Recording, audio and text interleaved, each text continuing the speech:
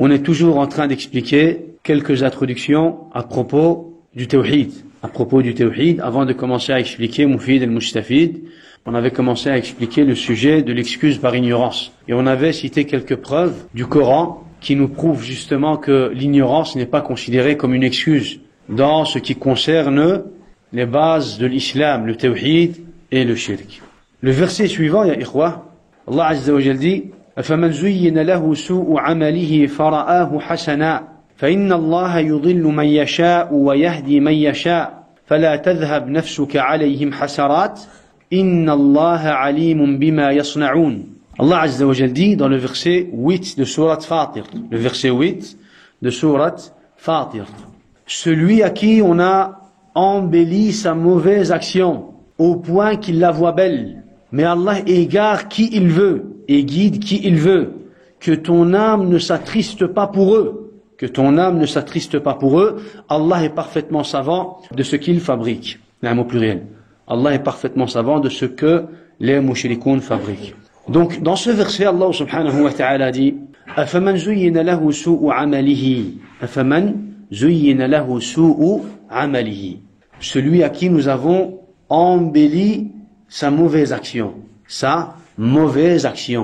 Donc, c'est quelqu'un qui fait de mauvaises actions, mais il lui paraît que c'est quelque chose de quoi? Que c'est quelque chose de beau, de bien.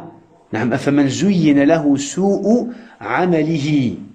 Ici, c'est Ash-Shaytan alayhi la'natullah. C'est Ash-Shaytan alayhi la'natullah. C'est lui qui lui embellit. C'est Shaytan qui lui embellit son action.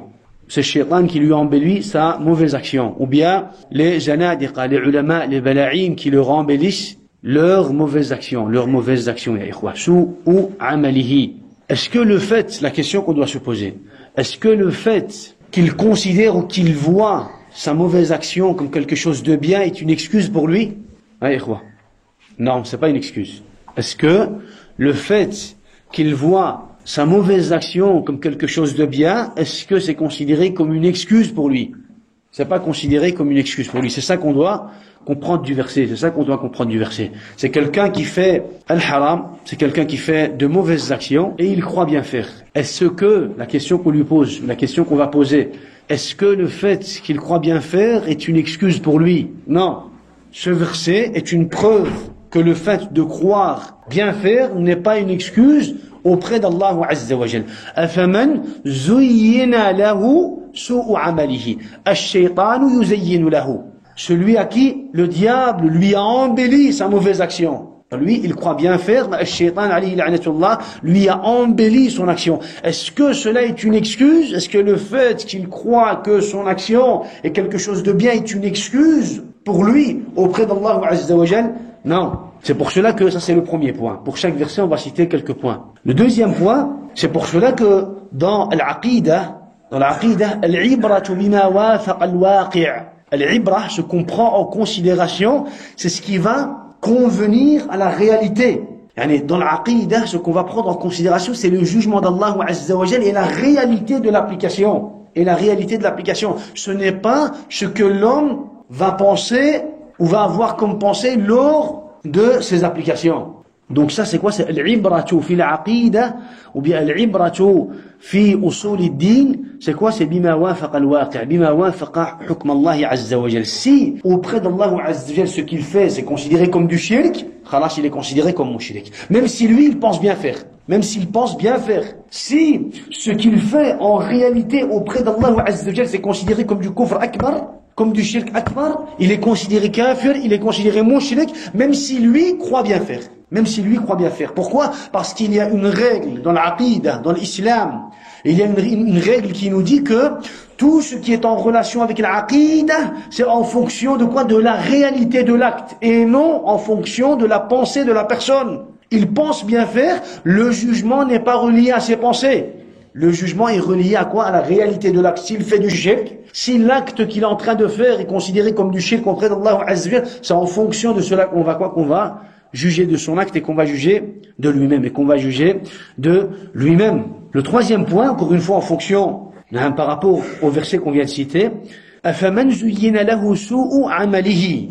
Celui à qui le diable lui a embelli sa mauvaise action. Les ulama, ils ont dit ici c'est général. sa mauvaise action. Ça peut être le kufr al-akbar ou bien le kufr al-asghar, al-shirk al-akbar ou bien al-shirk al-asghar. Ça peut être le kaba'ir, al-sagha'ir, al-ma'asi, al-mufassiqat. Ça peut être toutes les sortes de désobéissance. Le haram en général. Donc c'est quelqu'un qui va faire le haram, il va croire que c'est quelque chose de bien. Il va faire du kufr akbar, il va croire que c'est quelque chose de bien. Il va faire le shirk akbar, il va penser que c'est quelque chose de quoi? Il va croire que c'est quelque chose de bien. C'est quelque chose de général. Su'u amalihi, c'est une généralité. C'est une généralité. C'est pour cela que c'est un verset qu'on va utiliser aussi, qu'on ne va pas seulement utiliser pour celui qui fait du shirk akbar. Quelqu'un qui fait le haram, on va lui citer ce verset. أَفَمَنْ زُيِّنَ لَهُ سُوءُ عَمَلِهِ فَرَآهُ حَسَنًا. Toi, t'es en train de faire le haram, t'es en train de faire al-kabaïr, al-sagha'ir, t'es en train de faire le mufassiqat, t'es en train de faire des actes de perversité, t'es en train de faire le haram, le kabaïr, et tu penses bien faire, et tu crois bien faire, tu fais les shirk sous prétexte de quoi? De maslahah, de darurah, de shafa'ah, de washila. أَفَمَنْ زُيِّنَ لَهُ سُوءُ عَمَلِهِ فَرَآهُ حَسَنًا. Pour lui, c'est hasan. Pour lui, c'est quelque chose de bien. Et regardez combien aujourd'hui les gens, ils font le munkar, combien aujourd'hui les gens font le shirk, et on va dire le munkar, le kaba'ir, le mufassiqat, et on va dire les harams d'Allah Azza wa Jalla, les interdits d'Allah subhanahu wa ta'ala, et malgré tout cela, ils considèrent cela comme quoi? Comme quelque chose de bien. أَفَمَنْ زُيِّنَ لَهُ سُوءُ عَمَلِهِ. سُوءُ عَمَلِهِ auprès d'Allah, c'est سُوءُ عَمَلِهِ. ولكن فَرَآهُ حَسَنًا. فَرَآهُ حَسَنًا. Subhanallah. Quatrième point, ils vont dire, ça c'est une shubha, c'est un doute, ils vont dire, oui, mais comment est-ce qu'on va considérer, comment est-ce qu'on va juger autant de personnes, des milliers et des millions de gens? Comment est-ce qu'on va juger autant de personnes et comment est-ce qu'on va les attribuer au shirk et au kufr? Comment est-ce qu'on va faire cela? Comment est-ce qu'on va faire cela? Comment est-ce qu'on va, on va dire, juger de mushrik autant de personnes? On va lui dire, lis la suite du verset. Allah Azza wa Jalla dit, أَفَمَنْ زُيِّنَ لَهُ سُوءُ عَمَلِهِ فَرَآهُ حَسَنًا فَإِنَّ اللَّهَ يُضِلُّ مَنْ يَشَاءُ وَيَهْدِي مَنْ يَشَاءُ فَلَا تَذْهَبْ نَفْسُكَ عَلَيْهِمْ حَسَرَاتٍ. Que ton cœur ne s'attriste pas pour eux. فَلَا تَذْهَبْ نَفْسُكَ عَلَيْهِمْ حَسَرَاتٍ. Que ton cœur ne s'attriste pas pour eux. Pourquoi? فَإِنَّ اللَّهَ يُضِلُّ مَنْ يَشَاءُ وَيَهْدِي مَنْ يَشَاءُ. Car c'est Allah qui égare qui il veut et c'est Allah qui guide qui il veut. Ça c'est quoi? Ça c'est aqidatul muslim, aqidatul muwahhid. Allah il guide qui il veut et il égare qui il veut. Allah Azza wa Jalla il ne t'a pas donné le devoir de quoi? De prendre la défense des mushrikines. Allah Azza wa Jalla ne t'a pas donné le devoir de trouver des excuses pour les mushrikines, pour ceux qui font du shirk akbar.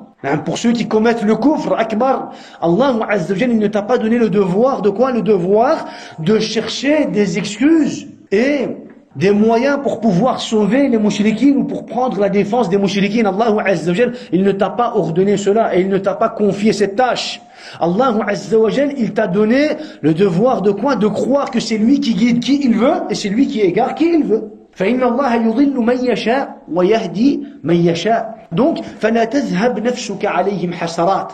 Que ton âme ne s'attriste pas pour eux. Allah subhanahu wa ta'ala a choisi pour eux l'égarement. Est-ce que c'est toi qui vas les guider?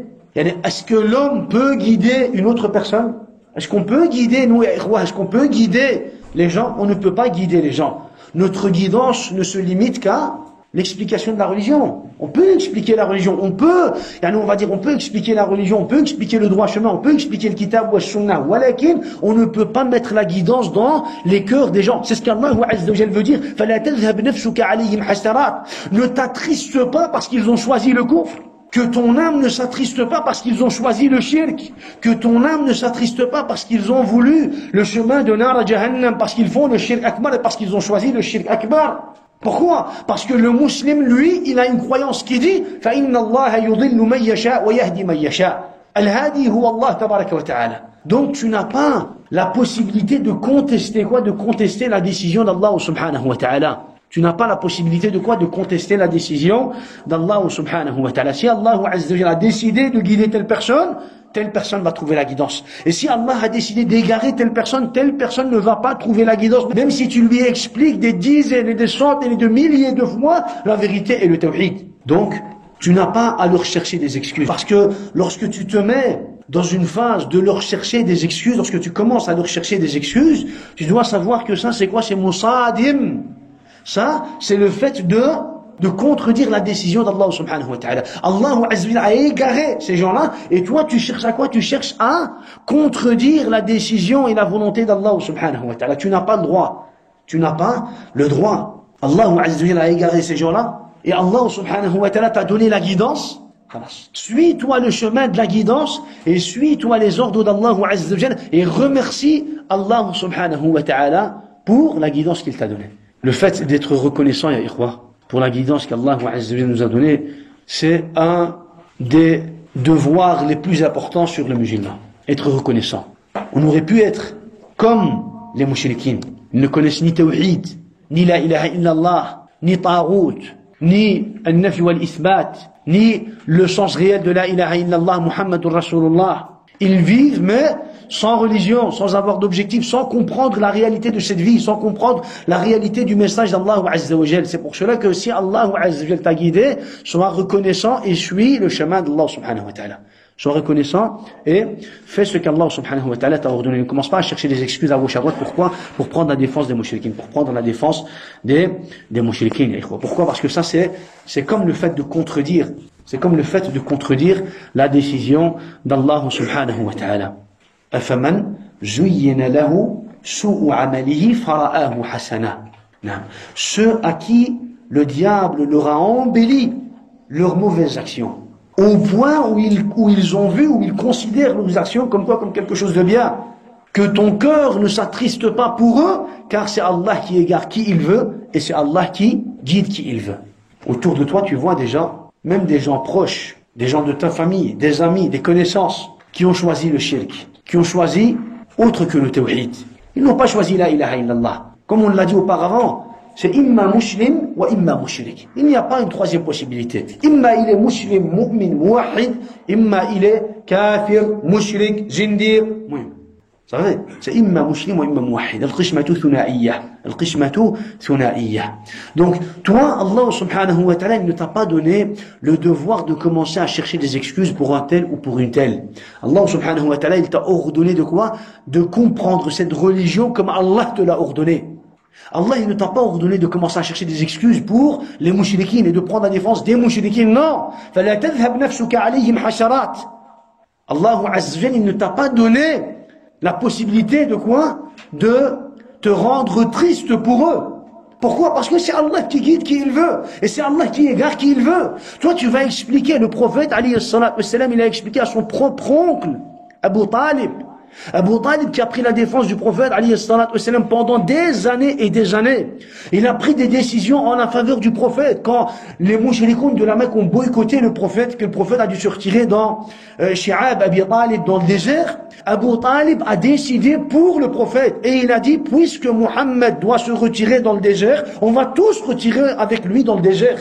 Tous les enfants de Abdel Muttalib de Bani Hashim, tous, les musulmans, les mouchriquines, les musulmans, tous vont se retirer dans le désert avec Muhammad alayhi salatu wassalam. Abu Talib, c'est quelqu'un qui avait choisi quoi? Qui avait choisi de prendre la défense. Il n'a pas choisi, il n'a pas accepté l'islam. Il n'a pas accepté le tawhid. Walakin, il a quoi? Il a soutenu le prophète alayhi salatu wassalam. Walakin, malgré cela, il est mort sur le shirk et sur le kufr. Il est mort sur le shirk et le kufr. Et ça, c'est aqidat al-muslim. فَإِنَّ اللَّهَ يُضِلُّ مَنْ يَشَاءُ وَيَهْدِي مَنْ يَشَاءُ. Allah azza wa jalla, il égare qui il veut et il guide qui il veut. Ton plus proche, il va peut-être quoi? Il va peut-être tomber dans l'égarement. Ton plus proche, il va peut-être tomber dans l'égarement. Nuh alayhi salam, c'est l'exemple qu'Allah nous a cité dans le Coran al-Karim. Nuh alayhi salatu wassalam, Nuh, il a fait une da'wah de 950 ans. Voilà qu'il son fils, c'est quand même son fils et son épouse se sont quand même retrouvés parmi les mouchriquines, parmi les kuffars. Ya bunayya irkam ma'ana wa la takum. Quand il a demandé à Allah, innahu laysa min ahlika innahu amalun ghayru salih. Donc, fa inna Allah yudhillu man yasha wa yahdi man yasha. Toi, ton devoir, c'est d'expliquer le tawhid, d'expliquer la ilaha illallah, d'expliquer la réalité de l'islam, d'expliquer la réalité de l'islam. Amma la guidance, tu peux pas guider. Tu peux pas guider. Il y a autant de gens qui ont choisi le shirk, na'am.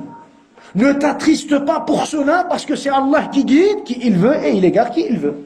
En réalité, avec quelqu'un qui va prendre, lorsque tu es face à quelqu'un qui va prendre la défense des mouchriquines, ne rentre même pas dans le débat avec lui avant même de lui expliquer sur ce point-là.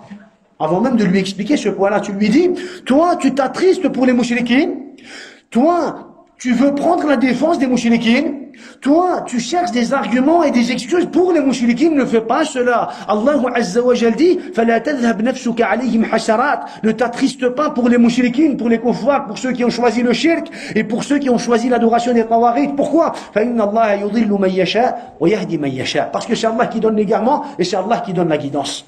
C'est Allah qui guide qui il veut et c'est Allah qui égare qui il veut. Donc comprends déjà ce sujet, crois déjà en ce sujet correctement comme tu dois y croire et puis on discutera des autres points.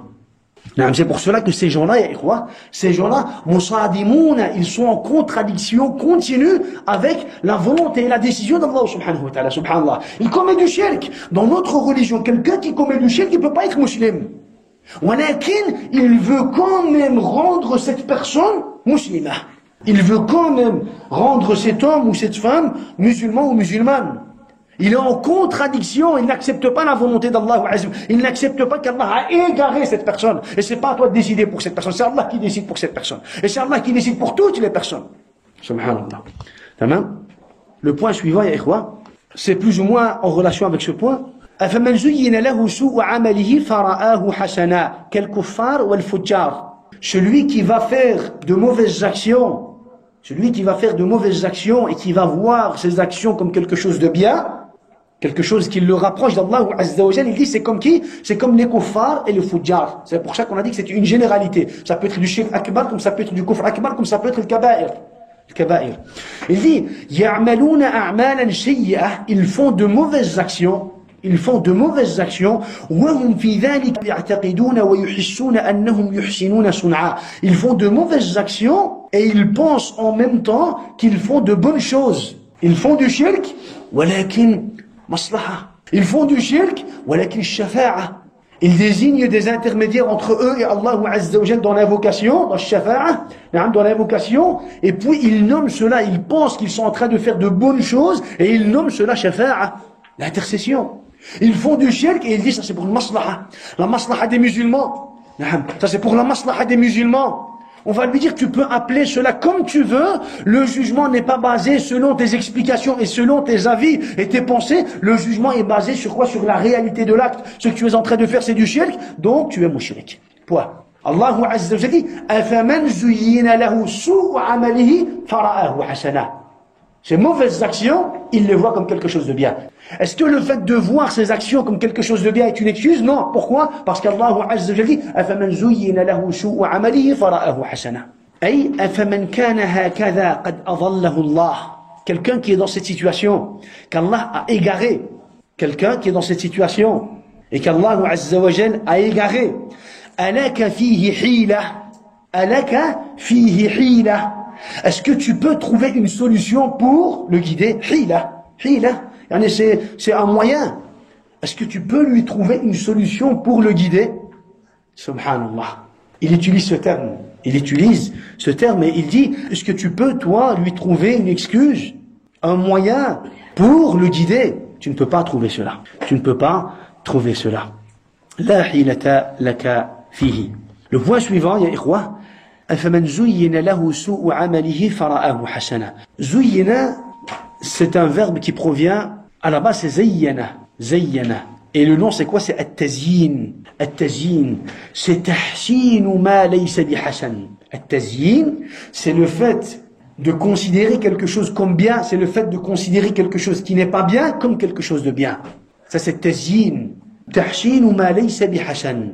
C'est le fait de considérer quelque chose de pas bien comme bien, comme quelque chose de bien. Et ça, ya ikhwa, c'est une des caractéristiques des mouchriquines. Allah subhanahu wa ta'ala cite ce point dans plusieurs versets. Par exemple, dans le verset 4 de Surat An-Naml, Allah Azza wa Jalla dit Innal ladhina la yu'minuna bil akhirati zayyana lahum a'malahum fahum ya'mahun. Quant à ceux qui ne croient pas en l'au-delà, nous embellissons à leurs yeux leurs actions, et alors ils deviennent confus et hésitants. Subhanallah. Ça veut dire que ces gens-là, ya ikhwa, ils vont considérer de mauvaises actions comme de bonnes actions. Walakin, malgré cela, ils sont dans le doute. Ils sont confus, ils sont hésitants. sont contrariés. Ils ne savent pas réellement, au fond de leur cœur, si cela est quelque chose de correct. Allah Azza wa Jalla dit إن الذين لا يؤمنون بالآخرة زينا لهم أعمالهم فهم يعمهون. Quant à ceux qui ne croient pas en l'au-delà, nous embellissons à leurs yeux leurs actions. Ils vont faire le haram, ils vont faire le kaba'ir, ils vont faire le shirk, le kufr. Walakin, ils vont voir cela, ils vont considérer cela comme quelque chose de bien. Et alors, ils deviennent confus et hésitants. Ils deviennent confus et hésitants, subhanallah. Donc, à la base, les mouchrikoun, les ikhwah, les kuffars, subhanallah, même si tu les vois, même s'ils vont nous montrer, même s'ils vont te montrer qu'ils sont convaincus de ce qu'ils font, qu'ils sont convaincus de leur croyance, ils sont toujours dans le doute. L'amah, c'est le doute. C'est le doute. C'est le fait d'être en confusion. C'est le fait d'être dans un mélange. Ils ne savent pas réellement, au fond de leur cœur. Au fond de leur cœur. Ils vont faire le haram, ils vont faire, allez, par exemple, aujourd'hui, les mouchrikoun, un exemple qui est très connu, aujourd'hui, les mouchrikoun, lorsqu'ils vont, par exemple, lorsqu'ils vont se retrouver dans le riba c'est haram. Aujourd'hui, les mouchrikoun, lorsqu'ils vont se retrouver dans le riba, ils vont faire cela, et ils vont penser que c'est quelque chose de bien. Pour eux, c'est quelque chose de bien. Ils vont croire que c'est quelque chose de bien. Ils vont montrer cela, ils vont montrer qu'ils sont convaincus que c'est quelque chose de bien. Et il y a une maslaha, on a acheté une maison, on a construit, on a fait telle et telle chose, par exemple. Walakin Allah Azza wa Jal dit que malgré cela, au fond de leur cœur, ils sont, comment on dit, ils sont dans le doute. Ils sont confus, ils sont hésitants. Ils sont dans une confusion continue. Ils ne savent pas, au fond de leur cœur, ils savent bien quoi? Ils savent bien qu'ils sont à l'ad-dalal. Ils savent bien que ce qu'ils disent, c'est pas quelque chose de correct, subhanallah. Donc, on comprend de ce verset, ya ikhwa, on a cité 6 ou 7 points, al-muhim, on comprend de ce verset, ya ikhwa, que le fait de croire que tu fais la vérité, le fait de croire que tu fais quelque chose de bien n'est pas une excuse auprès d'Allah subhanahu wa ta'ala. Vous savez? Ça c'est une règle. Le fait de croire que tu fais bien, c'est pas une excuse. Mais ces gens-là pensent qu'ils font du bien. C'est pas une excuse pour que ces gens-là soient sauvés auprès d'Allah azza wa jal.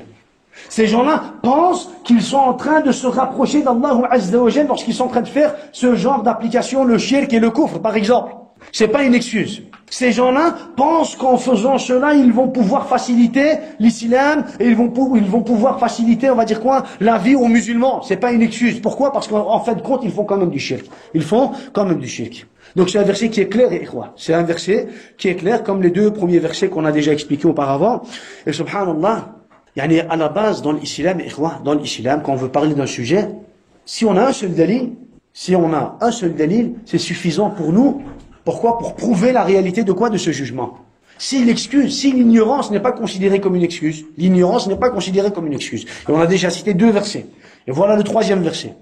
Voilà que si à propos de ce sujet, on aurait eu ne fût-ce qu'un seul verset, cela aurait été suffisant pour qu'on puisse crier à haute voix et dire l'ignorance n'est pas considérée comme une excuse dans la religion d'Allah, et on a pour cela un seul verset, une seule preuve.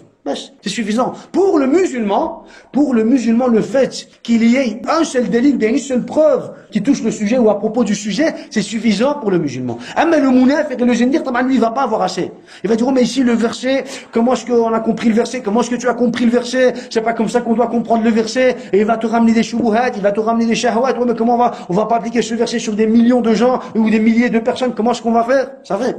Walakin dans l'islam, le fait qu'on ait un verset est suffisant pour pouvoir juger de quoi? Pour pouvoir citer le jugement. Même le jugement, que l'excuse n'est pas considérée, que l'ignorance n'est pas considérée comme une excuse. Le verset suivant, c'est le verset 43 et 44. 43 et 44 de Surat Al-Furqan. أرأيت من اتخذ إلهه هواه أفأنت تكون عليه وكيلا أم تحسب أن أكثرهم يسمعون أو يعقلون إنهم إلا كالأنعام بل هم أضل سبيلا. Ne vois-tu pas celui qui a fait de sa passion sa divinité? Ne vois-tu pas celui qui a fait de sa passion sa divinité? Est-ce à toi d'être un garant pour lui? Ou bien penses-tu que la plupart d'entre eux entendent ou comprennent? Ils ne sont en vérité comparables qu'à des bestiaux. Ou plutôt, ils sont plus égarés encore du sentier. Subhanallah.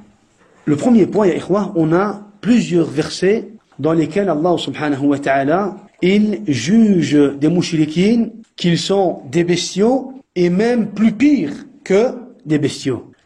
Pourquoi? Parce qu'ils n'entendent pas, parce qu'ils ne voient pas, parce qu'ils ne réfléchissent pas, parce qu'ils ne savent pas, parce qu'ils ne connaissent pas. Donc on comprend que on comprend par ce verset que la volonté n'est pas une condition pour juger de mouchrik la personne.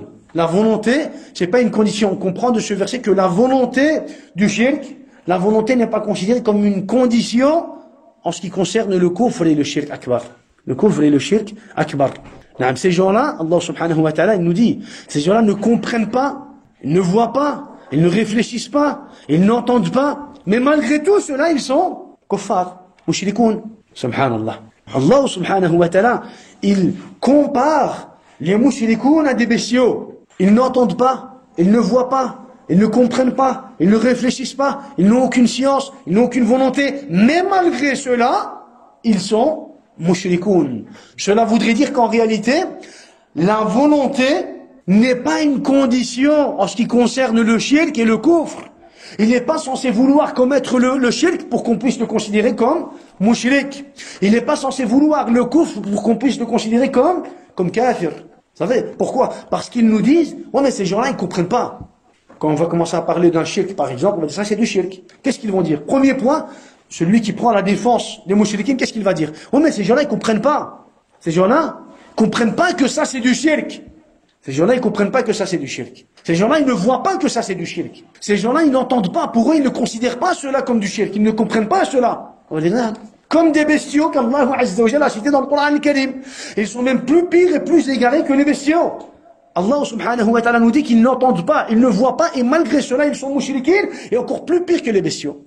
Le fait qu'ils ne comprennent pas, c'est pas une excuse pour eux. Le fait qu'ils ne voient pas, c'est pas une excuse pour eux. Le fait qu'ils n'entendent pas, c'est pas une excuse pour eux. Allah Azza wa Jalla dit, Ara'ayta man ittakhadha ilahahu hawahu. Ilahahu, qu'est-ce qui est voulu dans ce verset par ilahahu? Shahwatahu.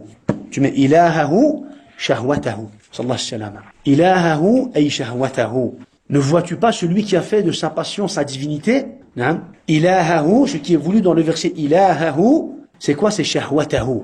Il a rendu ses envies et sa shahwa et ses passions comme quoi? Comme divinité dont il adore en dehors d'Allah subhanahu wa ta'ala. Al-Tabari, il explique, il dit, dans la jahiliya, al-rajulu min al-mushrikin, dans la jahiliya, l'homme parmi les mushrikin adorait une pierre bien précise. Il adorait une pierre. فإذا رأى أحسن منه رمى به وأخذ الآخر يعبده وأخذ الآخر يعبده. نعم. Il dit, l'homme pendant la jahiliya, il adorait une pierre. Il adorait une pierre. Il adorait cette pierre parce qu'il était, on va dire, attiré par cette pierre, parce qu'il aimait cette pierre.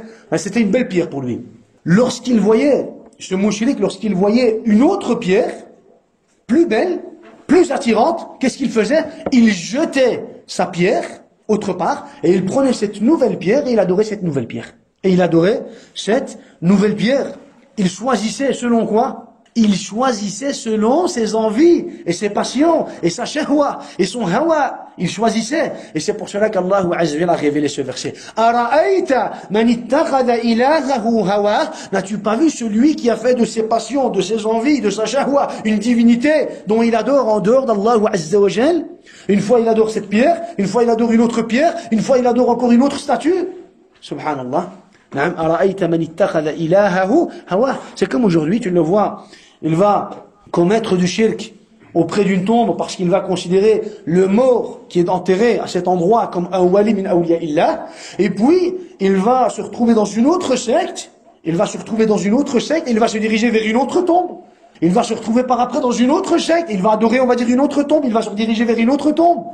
Et à chaque fois, selon quoi? Selon sa shahwa, ses envies et ses pensées. Tu vas le voir, une fois, il va choisir une couleur, il va commettre du shirk en fonction des couleurs, il va choisir une couleur, pourquoi? Parce qu'il y a plus de maslaha dans cette couleur. Voilà qu'il, 4 ans après, 4 ans après, 5 ans après, vous comprenez? 4 ans après, 5 ans après, qu'est-ce qu'il va faire? Il va choisir une autre couleur. Pourquoi? Parce que dans cette couleur, aujourd'hui, dans cette couleur, il y a un peu plus de maslaha.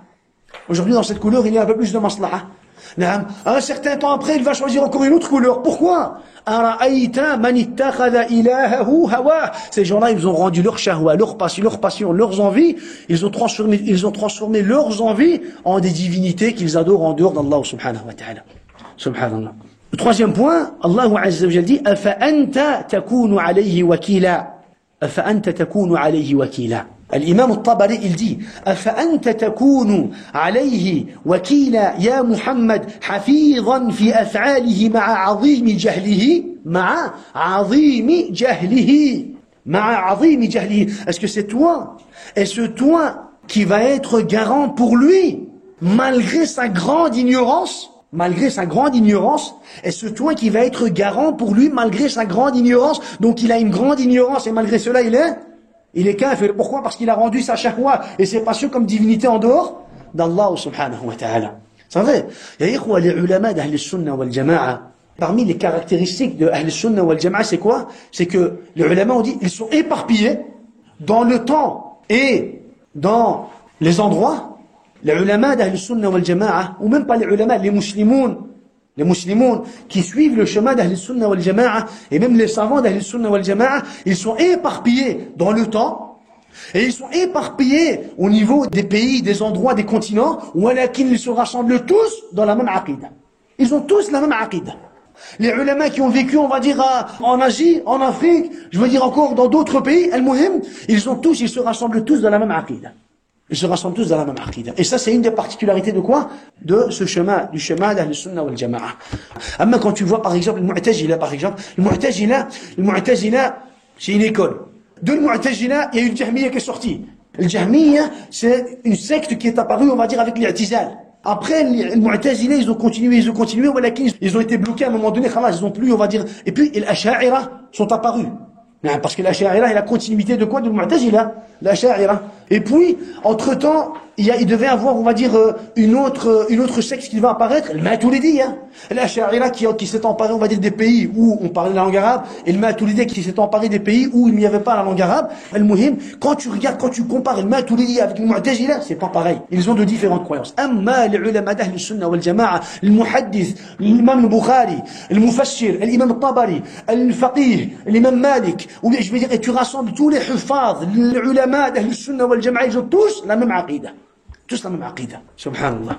Donc, il dit, est-ce toi qui va être garant pour lui, malgré sa grande ignorance? Malgré sa grande ignorance. Donc, il est ignorant, et en même temps, il est mushrik. Il est ignorant, et en même temps, il est mushrik. أم تحسب أن أكثرهم يسمعون أو يعقلون إنهم إلا كالأنعام بل هم أضل سبيلا.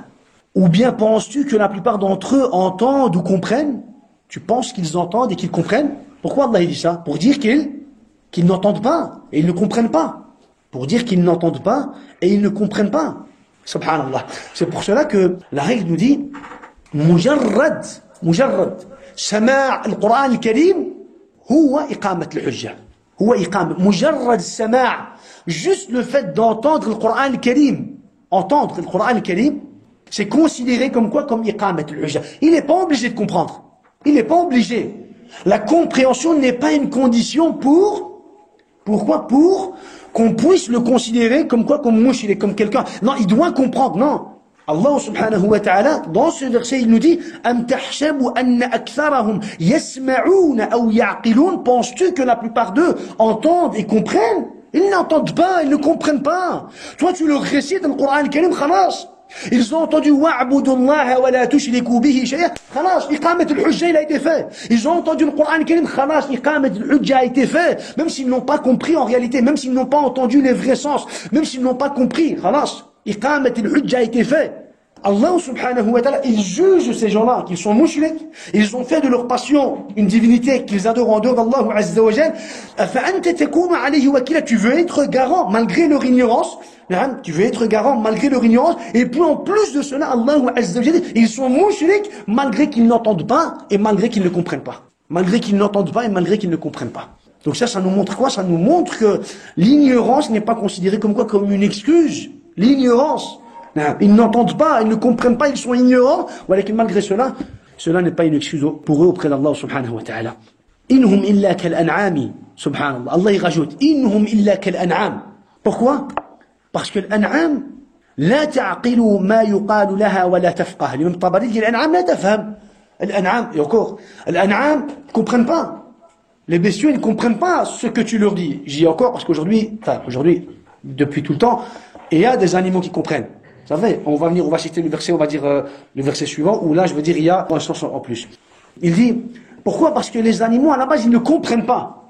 Les animaux, à la base, ils ne comprennent pas. ولا تفقه ولا تعقل. Il dit, بل هم أضل سبيلا. Ils sont comparables à des bestiaux. Au contraire, ils sont encore plus pires que des bestiaux. Pourquoi? Il dit, parce que le baha'im تهتدي لمراعيها وتنقاد لأربابها. Les animaux, ils suivent et ils arrivent à leur destination. Ils retrouvent leur destination. Subhanallah. Ils retrouvent la maison de leur maître. Subhanallah. Ceux qui ont déjà vu, Ikhwa, c'est des milliers de moutons qui partent ensemble. Ça fait qu'ils partent ensemble avec le berger et on va dire 5-6 chiens. Ça fait qu'ils partent ensemble dans les montagnes. Ils font un trajet entre les montagnes, les vallées, et puis un mois ils reviennent. Et quand ils reviennent, au retour, les moutons entrent tous, on va dire là où ils doivent entrer. Ils retrouvent leur maison, ils retrouvent leur endroit, subhanallah. Ils retrouvent leur endroit. Quand tu sépares les agneaux de leur mère, tu peux en mettre des millions, sans exagérer, des millions, ils vont tous retrouver leur mère. Subhanallah. C'est pour ça qu'Allah Azza wa Jalla dit Belhum adallu sabila, ils sont encore plus pires que les bestiaux. L'animal, la bête, retrouve sa maslaha. L'animal retrouve ce qui va lui servir. Il retrouve, il suit. Subhanallah. Il retrouve, il cherche et il retrouve, subhanallah. Et il retrouve. Amma haoula il kafara la yuti'una rabbahum. Il dit l'imam Tabari, il dit Amma haoula, mais ces kafara, eux, subhanallah, ils n'obéissent pas à leur Seigneur. Ils ne sont pas reconnaissants des biens qu'Allah Azza wa Jalla leur a donnés. Bal yakfurunaha. Au contraire, ils renient cela. Ils renient cela et ils désobéissent à leur Seigneur. Ils désobéissent à leur Seigneur, subhanallah. Donc regardez combien de points, subhanallah, a été cité, ikhwa, dans ce verset, ikhwa. Ara'ayta man ittakhadha ilahahu hawahu, shahwatahu hawahu. أفأنت تكون عليه وكيلا مع عظيم جهله أم تحسب أن أكثرهم يسمعون أو يعقلون أي المشركون لا يسمعون ولا يعقلون إنهم إلا كالأنعام. Pourquoi? لأنهم لا يعقلون ولا يفقهون ولا يفهمون. نعم. بل هم أضل سبيلا. Pourquoi? Parce que البهائم تنقاد لأربابها. Parce que les animaux, ils retrouvent leur maître et ils obéissent à leur maître. Les animaux, ils obéissent à leur maître. Il lui dit assis, debout, attaque, viens, pars, oui, ça va. Il obéit. Subhanallah. Amma ha'ula'i la yuti'una li rabbihim. Subhanallah. Vous savez, quoi? Donc, ici, dans ce verset, c'est un verset très très important, quoi. Tous les versets sont importants. Mais dans ce verset, on a un point en plus où mujarrad al-sama' yakfi liqamat al-hujja. Comme il faut lui faire iqamat al-hujja avant de le considérer mushrik. Vous savez, c'est comme ça qu'ils disent. Il faut lui faire iqamat al-hujja, il faut lui expliquer, il faut qu'il comprenne. On doit lui citer les versets, on doit lui expliquer, on va dire le sens des versets, on doit lui rapporter. Et encore, supposons que tu vas lui dire, d'accord, viens, on va lui expliquer. Ah mais non, c'est pas toi qui dois lui faire cela. C'est qui? C'est un savant. Et d'où on va trouver un savant? Pourquoi c'est un savant? T'as mis une condition, batil. Deuxième condition, batil. Troisième condition, batil. Ces gens-là, c'est pour ça que, on va dire, avec une bid'a, ils arrivent à ressortir des dizaines de bid'a. Ils vont dire, oh, maintenant, il doit comprendre. Non, il doit pas comprendre. Pour qu'on puisse le considérer comme mushrik, comme quelqu'un de kafir, s'il a commis du shirk akbar ou du kufr akbar, s'il a entendu l'existence de Coran et le Karim, s'il a entendu l'existence de l'islam, même s'il n'a jamais entendu le Coran al-Karim, s'il a entendu l'existence d'un prophète, Muhammad, l'existence d'une religion qui s'appelle l'islam, s'il a entendu l'existence du Coran al-Karim, ça fait, خلاص, هذا كفاية مجرد السماع. C'est suffisant pour qu'il puisse être considéré comme mushrik. خلاص. Donc ces gens-là, à la base, ils ont tout vu, ils ont tout entendu, خلاص. Ils sont plus juhal, au contraire, ils sont, comment est-ce qu'on les appelait? Ils sont mu'rid. نعم, mu'ridoun, ou bien tu dis mu'rid. Donc ces gens-là, c'est plus des juhal, c'est des gens qui tournent le dos à la religion. C'est des gens qui tournent le dos à la religion. On a encore un verset, le verset 179 de Surat Al-A'raf. Le verset 179 de Surat Al-A'raf. ولقد ذرأنا لجهنم كثيرا من الجن والإنس لهم قلوب لا يفقهون بها ولهم أعين لا يبصرون بها ولهم آذان لا يسمعون بها أولئك كالأنعام بل هم أضل أولئك هم الغافلون. سبحان الله. Allah Azza wa Jalla, ya ikhwa, subhanallah, Allah subhanahu wa ta'ala, il nous a détaillé tout dans le Coran al-Karim. Il nous a cité toutes les particularités et les caractéristiques des mouchriquines.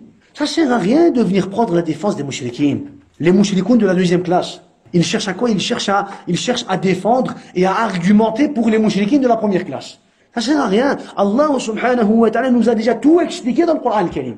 Il nous a déjà tout expliqué dans le Coran al-Karim. Mais il nous dit, nous avons destiné beaucoup, dans ce verset on a des sens en plus, nous avons destiné beaucoup de djinns et d'hommes pour l'enfer.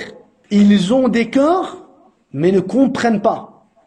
Ils ont des yeux, mais ne voient pas. Ils ont des oreilles, mais n'entendent pas. Ceux-là sont comme les bestiaux, même plus égarés encore. Tels sont les insouciants. Tels sont les insouciants. Subhanallah. Le premier point, وَلَقَدْ ذَرَأْنَا لِجَهَنَّمَ كَثِيرًا مِنَ الْجِنِّ وَالْإِنسِ. Nous avons dessiné beaucoup de djinns et d'hommes pour l'enfer. Beaucoup. Beaucoup. Ça veut dire que la quantité n'est pas une balance pour pouvoir considérer quelque chose comme vérité, comme haqq. La quantité n'a aucune influence sur la chose, pour qu'on puisse la considérer vérité ou fausse. Au contraire, Allah Azza wa Jal nous dit que la majorité, la grande quantité est destinée à l'enfer. La grande quantité et le grand nombre des hommes, des djinns et des humains sont destinés à l'enfer. Sont destinés à l'enfer, et ikhwa. وَلَقَدْ ذَرَأْنَا لِجَهَنَّمَ كَثِيرًا مِنَ الْجِنِّ وَالْإِنسِ. C'est pour ça il va dire, oh, mais comment on va faire? Des centaines de milliers, des millions, comment on va faire? Tu lui dis Allah subhanahu wa ta'ala, وَلَقَدْ ذَرَأْنَا لِجَهَنَّمَ كَثِيرًا مِنَ الْجِنِّ وَالْإِنسِ. Nous avons dessiné beaucoup de djinns et d'hommes pour l'enfer. Beaucoup de djinns et d'hommes pour l'enfer. Donc la majorité, le grand nombre, la quantité, Allah subhanahu wa ta'ala a destiné cela pour l'enfer. Pour l'enfer. Le deuxième point, à la suite du verset, Allah Azza wa Jalla dit, لَهُمْ قُلُوبٌ لَا يَفْقَهُونَ بِهَا. Ils ont des cœurs, mais ne comprennent pas. Mais ne comprennent pas. Subhanallah. Tu vas lui expliquer le tawhid. Tu vas lui expliquer la ilaha illallah. Mais d'une façon, masha'Allah, tu vas prendre tout ton temps. Tu vas prendre tout ton temps, 1 heure, 2 heures, 3 heures, des journées, des semaines et des mois. Tu vas prendre tout ton temps pour lui expliquer le tawhid. Tu vas commencer, on va dire tu vas commencer chapitre par chapitre et habba, moi tu vas lui expliquer, on va dire avec un bon langage, avec sagesse, avec masha'Allah, tabarakallah. Walakin, Allah Azza wa Jal dit, beaucoup des gens, beaucoup ont choisi le shirk. Beaucoup ont choisi le shirk et seront mouchriquines et ils seront en enfer parce que cela leur a été destiné. Ils ont des cœurs mais ne comprennent pas. Ils ont des cœurs mais ne comprennent pas. Est-ce que le fait qu'ils aient des cœurs et qu'ils ne comprennent pas est une excuse pour eux? Non. Quand il te dit, oh mais il comprend pas lui, il comprend pas qu'il fait le shirk. Pour lui il fait le maslaha, pour lui il khdim din, on va dire, il travaille, il sert à la religion. Lui il pense qu'il sert à la religion. Mais quoi? Il comprend pas. Qu'est-ce que tu veux que je fasse? Allah Azza wa Jalla dit, lahum qulubun la yafqahuna biha. Ils ont des cœurs mais ils ne comprennent pas. Si tu lui, on va dire les versets dans le Coran al-Karim, si tu lui les versets en relation avec le tawhid, il va pas comprendre. Mais si tu lui quelque chose qui est en relation avec le hayat et dunya, comme on le citait dans le verset qui vient, si tu lui quelque chose qui est en relation avec la vie d'ici-bas, et regarde comment il va comprendre. Et tu verras la différence. Al-haq, il va pas comprendre. Le tawhid, il va pas comprendre. Pourquoi? Yudhillu man yasha wa yahdi man yasha. Subhanallah. وَلَهُمْ أَعْيُنٌ لَا يُبْصِرُونَ بِهَا. Ils ont des yeux, mais ne voient pas. Ils ont des yeux, mais ne voient pas. Subhanallah. Les ayat Allah, ils ne voient pas ayat Allah. Ils ne voient pas les versets, les signes d'Allah subhanahu wa ta'ala. Subhanallah. Ajib ya akhi. Yani, malgré qu'il y a, subhanallah, autant de signes dans cet univers, dans tout, dans la plus petite particule jusque, subhanallah, les plus grandes créatures, il y a des signes ici sur terre. Et ces kuffars, les mouchrikoun, eux voient cela. Les kuffars, l'asliyoun, et les mouchrikoun, ils voient cela. Walakin, ils ont des yeux, mais ils ne voient pas. Ils ont des yeux, mais ne voient pas. Subhanallah. Ils ne comprennent pas. Ils ont des cœurs, mais ils ne comprennent pas. Quand j'étais en Turquie, je vous fais une petite parenthèse, il y a eu un tremblement de terre. Il y a eu un tremblement de terre à Istanbul. Moi, j'étais présent ce jour-là à Istanbul. Wallahi, j'ai jamais vu ça de ma vie, ikhwa. Les murs sont devenus comme du papier devant mes yeux, ikhwa. C'est devenu comme du papier. Ça a fait comme ça. Tout allait s'écrouler, ikhwa. Tremblement de terre, wallah al-azim, ikhwa. C'était quelque chose d'impressionnant. Juste, le bruit qui vient de loin, le bruit qui vient de sous la terre, ça te met la peur. Ça te met la peur, tu sais pas ce qui se passe, tu dis c'est le qiyam. Wallahi, ça a duré une dizaine, wallahu alam, plus ou moins 10-15 secondes. C'est pour toi, ça a duré c'est comme ça avait duré des heures et des heures. Et c'est pour toi, tu te dis, si ça c'est pas le qiyamah, Allahu alam, c'est quand le qiyamah? Le bruit qui vient de loin, de sous la terre, comme s'il y avait quelque chose qui déchirait, qui cassait, qui subhanallah. Un bruit qui vient comme ça, subhanallah. Et tu vois les gens, ils sont d'or, ils crient, ils pleurent. Et tu vois, subhanallah, ajib, ya akhi. Ajib. Quand j'ai vu ça, j'ai dit, subhanallah, qudratullahi tabaraka wa ta'ala, devant la force d'Allah. On n'est rien devant la force d'Allah. On n'est rien. On n'est rien devant la force d'Allah. Wallahi, on est des créatures faibles, on n'est rien. Kun fayakoun. Allah, il détruit toute une ville. Kun fayakoun, subhanallah. Ajib, ya akhi. Les gens, ils ont vécu le tremblement de terre. Les gens, ils ont vécu cela. Les gens, ils ont vécu. Walakin lahum qulubun la yafqahuna biha. Ils ont des cœurs, mais ils ne comprennent pas. Ils savent pas que ça, c'est un avertissement de la part d'Allah Azza wa Jal. Pourquoi? Parce qu'il y a le munkar. Parce qu'il y a dhulm sur les musulmans. Parce qu'il y a le shirk. Parce qu'il y a le kufr. Parce qu'il y a le fujur. Ils savent pas. Ils ont des cœurs, mais ils ne comprennent pas. Ils ne comprennent pas le message qu'Allah Azza wa Jal veut leur faire parvenir. Veut leur faire comprendre. Ils ont des yeux, ils ont vu cela. Ils ont vu l'ajab al-ujab. Cette nuit, tout le monde a dormi dehors. Ajib, akhi. Voilà que ça a duré une nuit. Une nuit. Ils voient, ils entendent, ils ont peur. Voilà qu'ils ne yafhamoun. Et malgré cela, on doit comme leur trouver des excuses. On doit comme leur trouver des excuses. Subhanallah. المهم ولهم أعين لا يبصرون بها ولهم آذان لا يسمعون بها. Ils ont des oreilles mais ils n'entendent pas. Ils ont des oreilles mais n'entendent pas. صم بكم عمي فهم لا يعقلون. On va dire ça ressemble à cela. صم بكم عمي فهم لا يعقلون. Sourd, muet, aveugle. العرب تقول ذلك للتارك استعمال بعض جوارحه فيما يصلح له. Dans la langue arabe, on peut dire صم بكم عمي, quelqu'un qui voit pas la vérité, qui n'entend pas la vérité. Dans la langue arabe, on l'appelle صم بكم عمي. Il voit en réalité, il voit, il entend, il parle, il n'est pas aveugle. Ça fait, dans la langue arabe, quelqu'un qui voit pas le haqq, quelqu'un qui entend pas le haqq, quelqu'un qui ne se soumet pas à le haqq, dans la langue arabe, on l'appelle sourd, muet, aveugle. Ou bien on dit, lahu qalbun la yafhamu bihi, lahu adhanun la yasma'u biha, lahu a'yunun la yubsiru biha. Dans la langue arabe, c'est une façon de quoi? C'est une façon de dire que c'est quelqu'un de mort. C'est quelqu'un de mort. Subhanallah. المهم, à la suite du verset, Allah Azza wa Jalla, أولئك كالأنعام بل هم أضل أولئك هم الغافلون. أولئك هم الغافلون. Ils sont comme les bestiaux, même plus égarés encore. Tels sont les insouciants. Tels sont les insouciants. Ici, il dit, subhanallah, ils sont même plus égarés. Ils sont encore plus égarés que les bestiaux. Pourquoi? Parce que les bestiaux, ya ikhwa, لا اختيار لها ولا تمييز. الإنسان له اختيار. الإنسان il a une volonté. Ça? L'insan a une volonté. Il a la possibilité de choisir. Il a la possibilité de choisir. أما الحيوان البهائم لا تمييز لها. لا اختيار لها. Ils n'ont pas cette volonté. La volonté qu'Allah a mis chez l'homme, il ne l'a pas mis chez l'animal. Ça fait, il n'a pas de volonté. C'est pour ça que tu vois, par exemple, la grande bête, ça fait, le chameau, par exemple, mais le taureau, subhanallah, un petit enfant, il le prend, il le guide comme il le veut. Pourquoi? Parce que l'animal n'a pas de quoi, il n'a pas de volonté, il n'a pas cette décision. Ça fait, cette décision, le fait de pouvoir faire la différence. Il n'a pas cela. Allah a créé cela chez l'homme. Malgré cela, malgré que l'animal n'a pas ces sentiments, cette volonté, subhanallah, il cherche quand même ce qui va lui servir. Il est quand même à la recherche de ce qui va lui servir, et il cherche quand même, il reste quand même à être loin de ce qui va lui nuire. L'animal, il n'a pas de volonté. Walakin, subhanallah, là où il va sentir un danger, qu'est-ce qu'il va faire? Il va fuir le danger. Là où il va ressentir qu'il est un bien, il va se diriger vers ce bien-là. Malgré qu'il est musakhar. Il est musakhar, ça veut dire qu'il n'a pas de volonté, il n'a pas de témise, il n'a pas d'ikhtiyar. Il n'a pas d'ikhtiyar. Walakin l'insan, malgré qu'il a l'ikhtiyar, malgré qu'il a une volonté, malgré qu'il est capable de différencier le bien et le mal, qu'est-ce qu'il fait? Il délaisse le bien et il va vers le mal. Et il va vers le mal. C'est pour ça qu'Allah il dit, ils sont comme les animaux. Non, même plus égarés que les animaux. C'est ça en réalité. Ils sont comme les animaux parce que les animaux ils comprennent pas.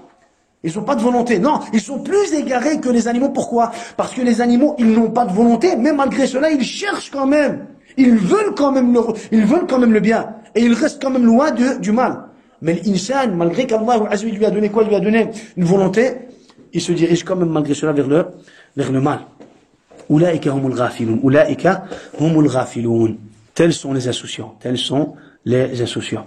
Le devoir, et pour la semaine prochaine, le wajib, parce que c'est, on va dire, la continuité de ce verset, c'est tous des versets, et il y en a beaucoup, dans lesquels Allah subhanahu wa ta'ala, tous des versets dans lesquels Allah subhanahu wa ta'ala, il nous fait comprendre que les mushrikoun, ils ne comprennent pas. Ils ont les outils, le cœur, les yeux, les oreilles, la bouche, walakin ils ne comprennent pas. Ils ne comprennent pas. Ils ne comprennent pas, ils ne voient pas, ils n'entendent pas. Donc ça c'est le devoir de la semaine prochaine. Tous des versets qui nous parlent que les mushrikoun n'entendent pas, ne voient pas, ils ne comprennent pas. On a un deuxième devoir. Ça c'est le premier devoir. Le verset suivant, on continue l'explication. Le verset suivant, وَعْدَ اللَّهِ لَا يُخْلِفُ اللَّهُ وَعْدَهُ وَلَكِنَّ أَكْثَرَ النَّاسِ لَا يَعْلَمُونَ يَعْلَمُونَ ظَاهِرًا مِنَ الْحَيَاةِ الدُّنْيَا وَهُمْ عَنِ الْآخِرَةِ هُمْ غَافِلُونَ. C'est la promesse d'Allah. Allah ne manque jamais à sa promesse. Mais la plupart des gens ne savent pas. Ils connaissent un aspect de la vie présente, tandis qu'ils sont inattentifs à l'au-delà. Tandis qu'ils sont inattentifs à l'au-delà. Dans ce verset, Allah subhanahu wa ta'ala, il cite 4 points. Wa'ad Allah, la promesse d'Allah. La promesse d'Allah est une vérité. Wa'ad Allah, la promesse d'Allah est une vérité. Deuxième point, al-kafaratu la ya'lamoun, walakinna akthara an-nasi la ya'lamoun. La plupart des gens ne comprennent pas. Ils ne savent pas. Ils ne savent pas la vérité. Ils ne savent pas le haqq. Ils ne savent pas le tawhid. Ils ne savent pas le tawhid. Anna an-nas, anna akthara an-nasi wa hum kuffar la ya'lamoun. La ya'lamoun. La plupart des gens qui sont kuffar ne comprennent pas, ils ne savent pas Allah, ils ne connaissent pas Allah et les droits d'Allah azza wa jal. Le troisième point, ya'lamouna zahiran min al-hayati ad-dunya. Ils ne comprennent pas, ils ne savent pas ad-din, la vérité, al-haq, le tawhid, walakin ils connaissent un aspect de la vie présente. Tout ce qui est en relation avec la vie d'ici-bas, ils connaissent très bien cela. Ils connaissent très bien cela. C'est ça la différence entre le musulman et le kafir. Le musulman, lui, il doit pouvoir équilibrer. Il doit pouvoir équilibrer. Mais le mushrik, lui, il est focalisé sur quoi? Il est focalisé sur tout ce qui va lui servir ici sur terre. Mais l'au-delà, il est insouciant. C'est le quatrième point. Et tandis qu'ils sont inattentifs à l'au-delà. Ils sont inattentifs à l'au-delà. Donc, le deuxième point, le point qui nous intéresse, c'est le deuxième point, c'est que la majorité des gens qui sont mécréants ne savent pas. Ils ne savent pas, ils ne savent pas. Est-ce que Allah Azza wa Jal cite cela comme une excuse pour eux? Non. Au contraire, il les accuse, ils jugent, ils ne savent pas. Ils sont mouchriquines, mais ils ne savent pas. Non, ils ne savent pas. Ils savent, ils connaissent tout ce qui est en relation avec la vie d'ici-bas, tout ce qui est en relation avec le tawhid, le jannah et le nar, ils ne savent pas cela. Ils sont mouchriquines, ils ne savent pas. Ils ne savent pas. Donc c'est imma alim ou imma jahil. C'est le verset 6 et 7 de Surat Ar-Rum. Le verset 6 et 7 de Surat Ar-Rum.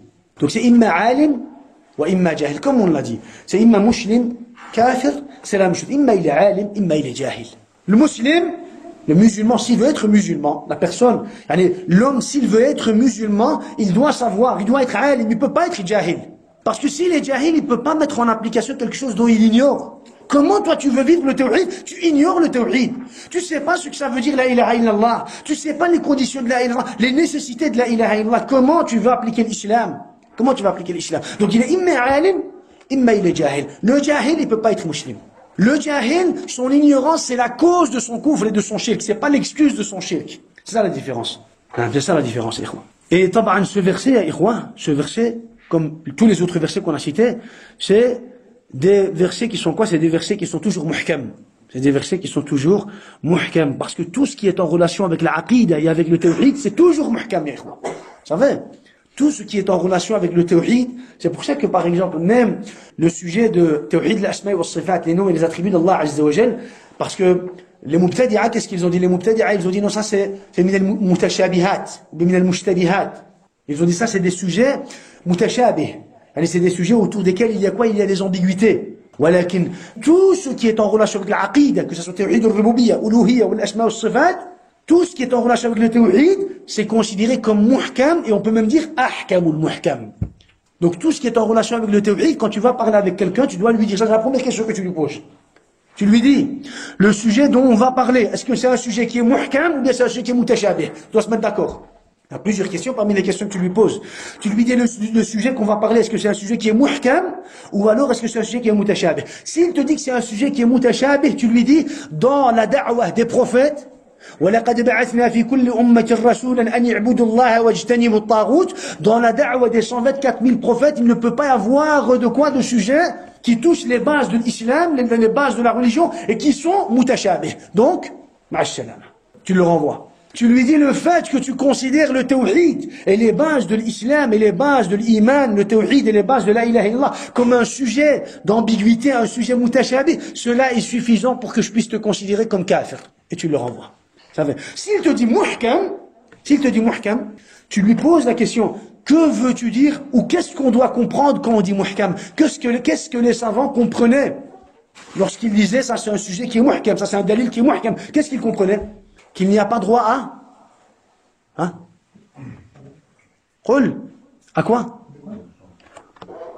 Débat, on pourrait, enfin au débat aussi, mais le terme que je veux entendre c'est quoi? Na'am, à la divergence. Na'am. Si c'est un sujet qui est muhkam, on va parler, on va débattre, walakin, c'est pas un sujet qui est ouvert à la divergence. C'est pas un sujet qui est ouvert à l'ijtihad. Toi tu vas faire l'ijtihad, moi je vais faire l'ijtihad, chacun va faire son ijtihad. Il n'y a pas d'ijtihad dans ce sujet-là. Il n'y a pas d'ijtihad dans ces sujets-là. Oui, mais pour la maslahat des musulmans, il n'y a pas d'ijtihad.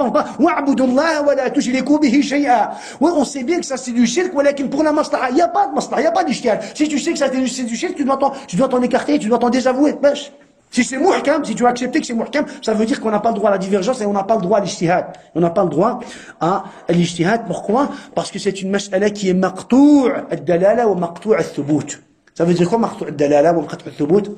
Maqtou' ad-dalala, maqtou' al-thubut, ça veut dire que on a un récit, on est sûr de l'authenticité de ce récit. Ça c'est maqtou' al-thubut. Vous savez, le Coran al-Karim. Est-ce qu'il y a quelqu'un qui doute? Est-ce qu'un musulman peut douter d'un verset qui se trouve dans le Coran al-Karim? Est-ce qu'il peut douter d'un verset? Est-ce qu'il peut dire, ce verset-là, pour moi j'ai l'impression que c'est pas un verset dans le Coran al-Karim. Est-ce qu'il peut dire, cela il est kafir d'office? Donc le Coran al-Karim, il est maqtou' al-thubut. Il est authentique. Dans quoi? Dans son contenu, dans ses versets. Il est sûr, il n'y a pas de doute. Il n'y a pas de doute dans son contenu. Et il est maqtou' ad-dalala, ça veut dire qu'il est sûr dans ses sens. Maqtou' ad-dalala, ça veut dire que c'est quoi? C'est que c'est sûr. Dans quoi? Dans ses sens. Et c'est aussi un livre qui est sûr dans son contenu. Dans son contenu. Donc, il n'y a pas de quoi? Il n'y a pas de... Si c'est dhanni ou dalala. Dhanni ou dalala, ça veut dire que c'est un sujet... C'est comme on va dire un peu muhkam et mutashabih. On va dire que c'est d'autres termes qui ont été utilisés par d'autres savants. Ce qu'on sait, c'est que la porte, elle est fermée à quoi? Elle est fermée à l'ijtihad et à l'ikhtilaf. Deuxième wajib ou bien c'est suffisant? Deuxième wajib, parce que là, je veux dire, même s'il y a comme quelques versets. Deuxième wajib, ya ikhwa. Quand je dis wajib, quand je dis devoir, c'est pas devoir sur Internet, ya ikhwa. Il n'y a pas Internet. Tu cherches pas sur Internet. Tu cherches plus sur Internet. Tu cherches dans les livres. Tu plonges dans les livres que tu as chez toi. Et si tu n'as pas de livre, et Allah remet en question. Tu cherches dans les livres que tu as chez toi. Premier wajib, c'est ce qu'on a cité. Deuxième wajib, c'est tous les versets. Tu cherches des versets dans lesquels il y a quoi? La majorité. La majorité ne sont pas croyants. La majorité ne comprend pas. La majorité des gens ne savent pas. La plupart des gens ne savent pas. Kathara. Vous savez? Walakinna akthara an-nashi. Ça, c'est le deuxième wajib. C'est le deuxième wajib. Et tu cherches dans les livres. Et tu cherches dans les livres. Et tu vas voir qu'en cherchant dans les livres, en voulant trouver un seul verset, un dalil, tu vas chercher. Peut-être tu vas pas trouver, mais tu vas chercher. Et tu vas voir, subhanallah, al-azim, al-ajab, al-ajab, al-fawaid que tu vas trouver.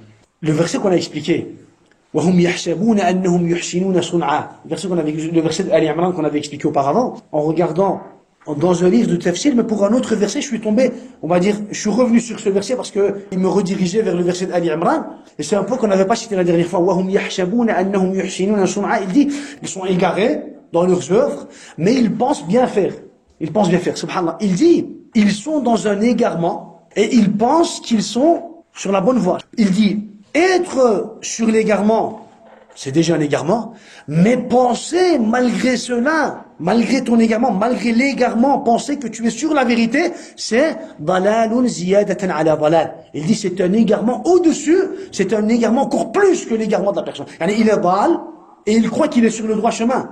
Croire que tu es sur le droit chemin, croire que tu es sur le droit chemin, malgré que tu es dans l'égarement, c'est encore un égarement en dehors de l'égarement dans lequel tu te trouves. Allez, commettre le shirk, ça c'est de l'égarement.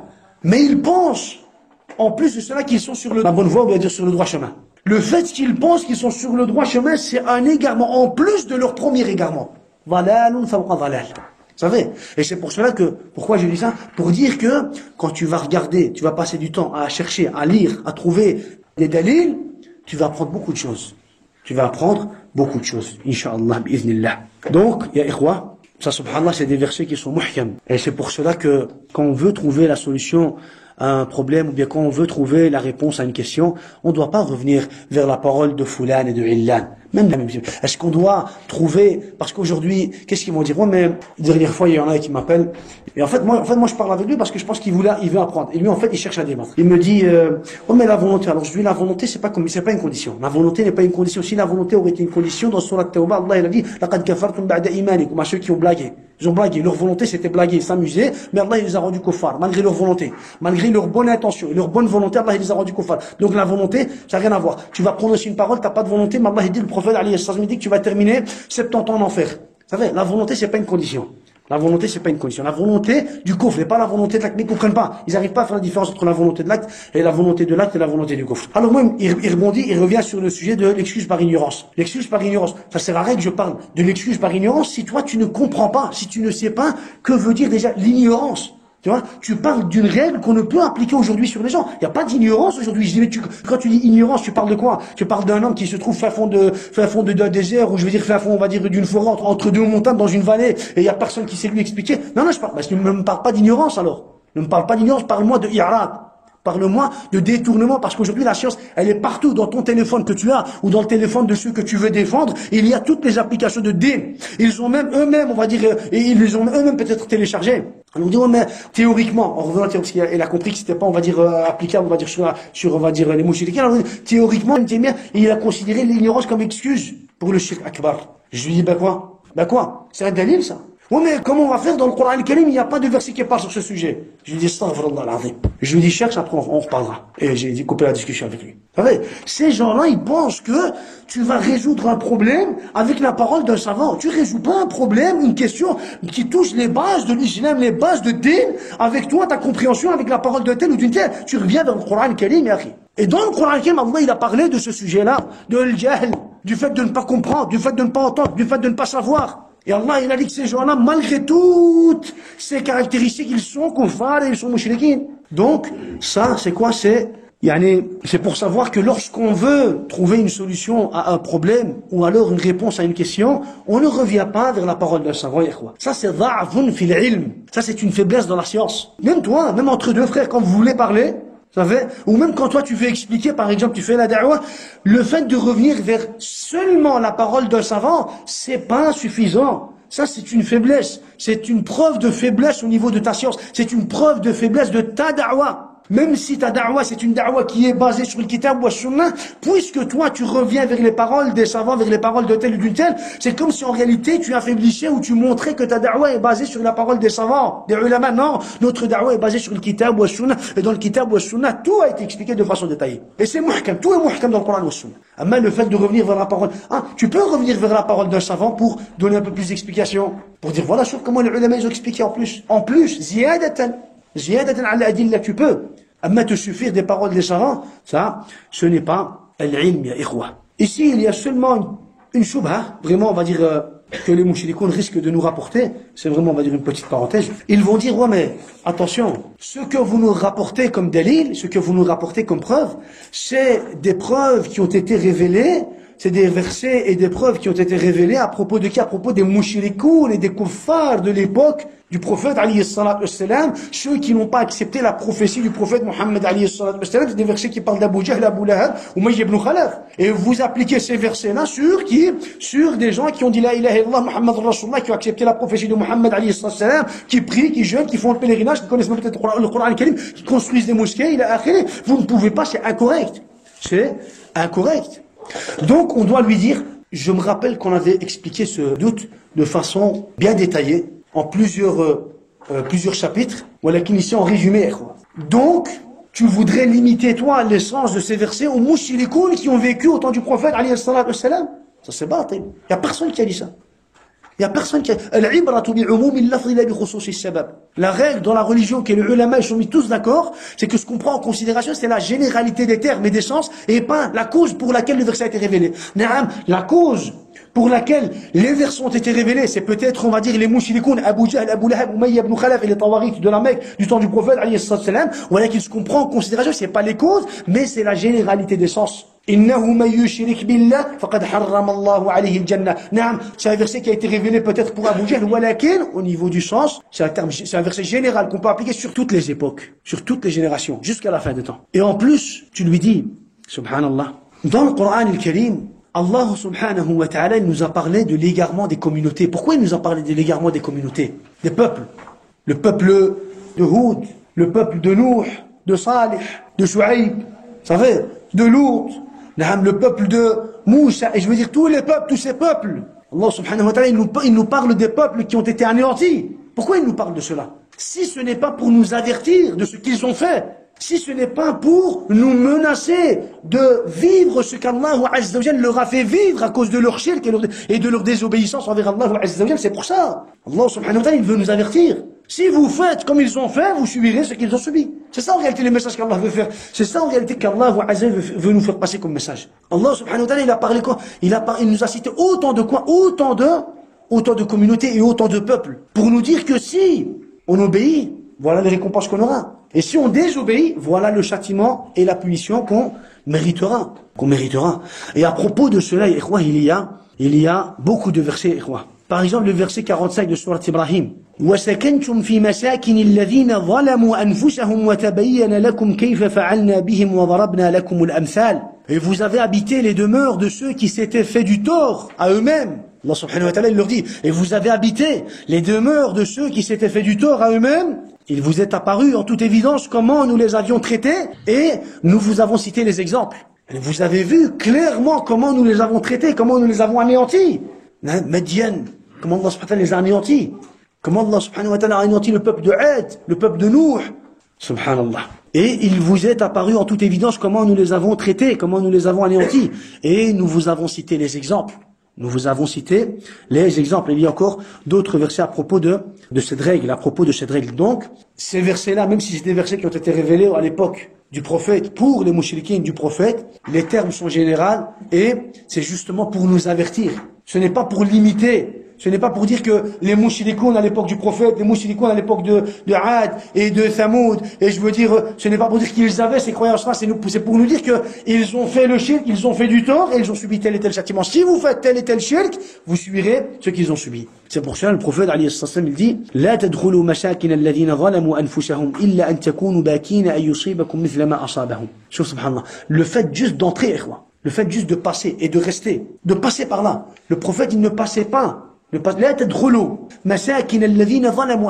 passez pas par là où il y avait ceux qui se sont fait du tort. Madian, ashab Madian. Vous savez, les peuples de Salih, Had et Madian. Nous, ne passez pas par ces endroits où ces gens-là se sont fait du tort à eux-mêmes et Allah les a anéantis. Sauf s'ils pleuraient. Pourquoi? De peur et de crainte que ce qui les a touchés vous touche. Subhanallah.